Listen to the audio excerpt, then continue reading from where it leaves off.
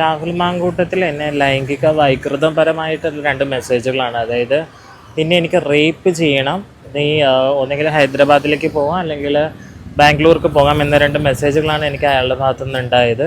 നിരന്തരമായ അയാളുടെ കോളുകളും മെസ്സേജുകളും ഉണ്ടായിട്ടുള്ളതാണ്. മോശമായ രീതിയിൽ തന്നെയാണ് അതുണ്ടായത്. അയാൾ ആ മെസ്സേജിനൊന്നും തന്നെ ഞാൻ റിപ്ലൈ കൊടുത്തിട്ടില്ല എന്നുള്ളതാണ്. ഇന്നാണ് കുറേ നാളുകൾക്ക് ശേഷം എന്തെങ്കിലും തുറന്നു പറയുമോ എന്നുള്ളൊരു പേടിയുടെ പുറത്താന്ന് തോന്നുന്നു അയാളുടെ 2-3 കോളുകൾ എനിക്ക് തോന്നുന്നു രാവിലെ വന്നിട്ടുണ്ടായിരുന്നു. ഇയാളെ ഒരു തൃക്കാക്കര ബൈ ഇലക്ഷൻ സമയത്താണ് ഞാൻ കാണുന്നത്. അതിനുശേഷം ഒരു കുറച്ച് നാളത്തെ നല്ല സൗഹൃദ സംഭാഷണം മാത്രമായിരുന്നു. എനിക്ക് അയച്ചിരിക്കുന്ന മുഴുവൻ ടെലഗ്രാം ചാറ്റാണ്. അത് 1 സെൻറ്റിലാണ്, വാനിഷ് ആകുന്ന മോഡിലാണ് എനിക്ക് അയച്ചേക്കുന്നത്.